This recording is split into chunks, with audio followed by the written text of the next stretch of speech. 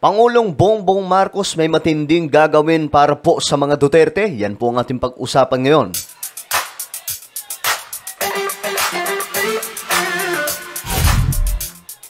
Yo guys, what's up? This is me, Sangkay Janjana. I'm back for another vlog today. So ito nga, pag-usapan po natin ngayon mga Sangkay. Itong patungkol po sa pasabog ni Pangulong Bongbong Marcos nakaraan lamang. At ito po mga Sangkay, ano ba sa tingin nyo? May gagawin ba si Pangulong Bongbong Marcos sa mga Duterte? Kasi ngayon may mga kumakalat po na kung ano-ano mga chismis mga Sangkay na tila baga tinutuldukan na po nito mga DDS influencers. Ngayon pag-usapan po natin yan. But anyway guys, before po tayo magsimula, paki-subscribe po muna yung ating YouTube channel. Ayan, tayo po ay 1.51 million subscribers na. So kung ikaw ay hindi pa po nakakapag-subscribe at nais mong mapabilang sa dumaraming mga solid Sangkay, kasi parami po tayo ng parami.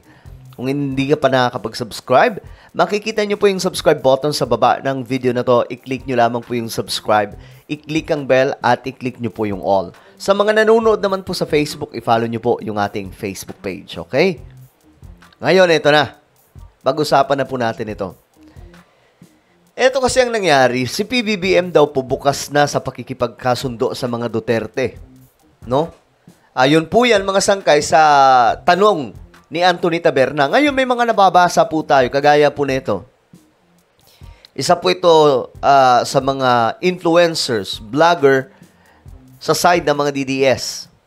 Sabi dito, wait, dahil nag-backfire ang anti-Duterte policy direction, ngayon, makikipagbati? May tawag sa ganyan sa amin sa Caloocan eh. Basag.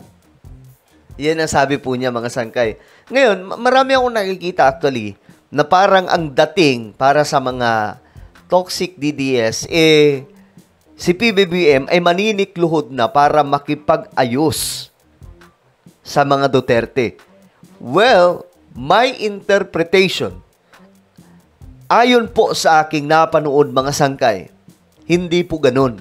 Eto, panoorin po natin. Andito po yung video mga Sangkay. Tingnan po natin kung ano ba talaga yung sinabi ni PBBM. Mr. President, kayo po ba sa puso ninyo, gusto niyo bang makipagkasundo pa sa mga Duterte? Oo. Ako, ayoko ng gulo. Gusto ko makasundo sa lahat ng tao. Mas maganda, marami na akong kaaway. Hindi ko kailangan ng kaaway. Kailangan ko kaibigan. Kagaya na sabi ko sa'yo, pagka... hindi ko... magko-confess ako dito. Pwede naman po, para akong pari po dito ngayon po. Ewan ko, kahit hanggat maaari, ako, ang habol ko yung stability, peaceful, para magawa namin yung trabaho namin. Kaya ako, laging akong bukas sa ganyan.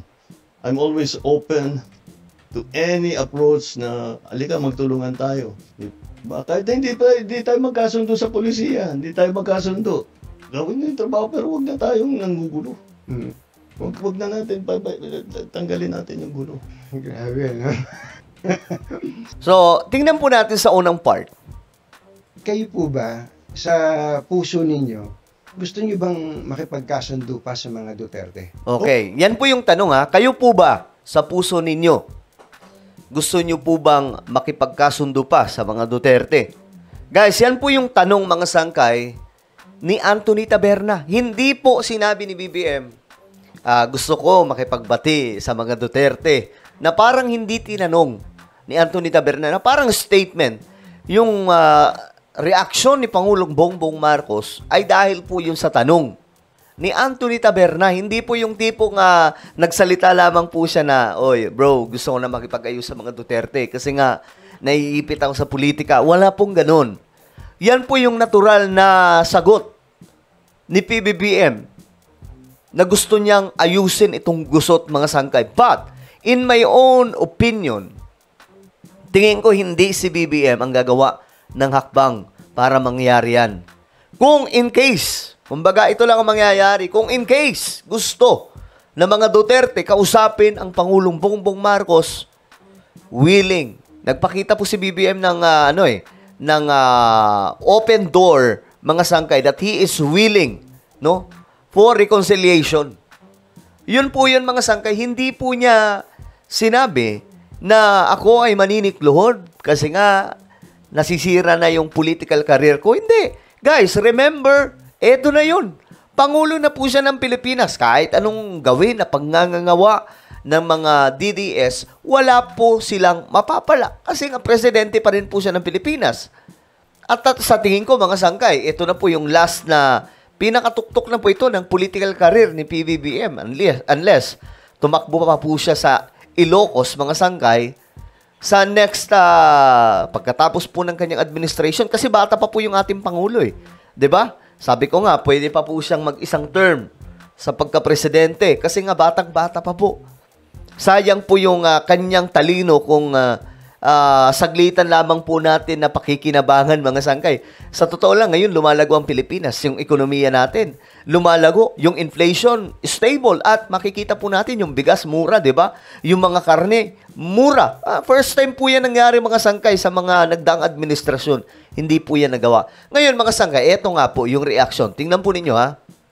Yung reaction ni Chis Escudero.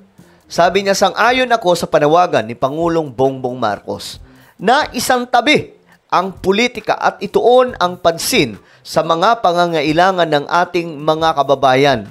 Tama po siya. Our country's leaders cannot afford to be consumed by politics when so many of our kababayan struggle simply to make ends meet. I appreciate that the President had the humility to recognize the recent election results, reveal that our countrymen are wary of conflict and want a government focused on their needs, not distracted by the dramas of politics, in admitting that he is open, that he is open to reconciling with the Vice President and the Duterte family. He reminds us that the welfare of the Filipino people should always take precedence over personal differences and partisan disputes. Malinaw po ang mensahe ni Presidente. Now is the time to build bridges, not burn them.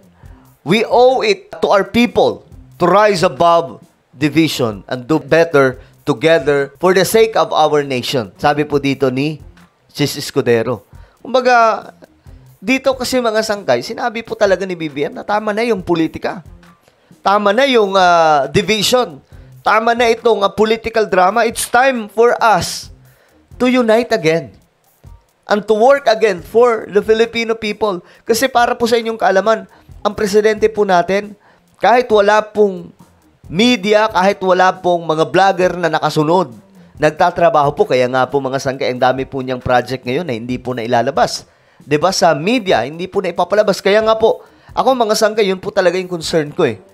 Medyo mahina po yung administrasyon natin ngayon sa pagpapalaganap kung anong nagagawa ng ating pamahalaan. Kaya ako, ang lagi kong pinopost, mga sangkay, madalas, yung mga projects ni PBBM. So ngayon, eto po, mga sangkay, ang statement ng isang pangulo na gusto niyang maisaayos na ulit itong problema kasi nadadamay po yung sambayan ng Pilipino. Willing po ang presidente ng Pilipinas na makipag-ayos para lamang po sa kaayusan ng ating bansa kasi nadadamay po yung Pilipinas. Kita mo, nag-aaway-away, mga loyalista, mga DDS, dating magkakampi, nagkakaroon po ng mga sigalot. Dahil po sa political drama, mga sangkay. 'Di ba? So it's time na mag-focus ulit sa kung ano man ang dapat tingnan. Pero may sinabi dito si BBM. Sabi ni BBM, sige, hindi tayo magkasundo sa mga pulisiya. Pero sabi niya, pero wag kang manggugulo. Wag kang gagawa ng gulo. Di ba nga ang ginawa nila former President Rodrigo Duterte? From the very start, nangangampanya pa lamang po si BBM, nagpasabog na po kaagad. 'Di ba? Mayroon na po kaagad banat na daw hindi pinangalanan, pero alam po natin na si BBM ang tinutukoy doon. Wala namang ebidensya up to now, 'di ba?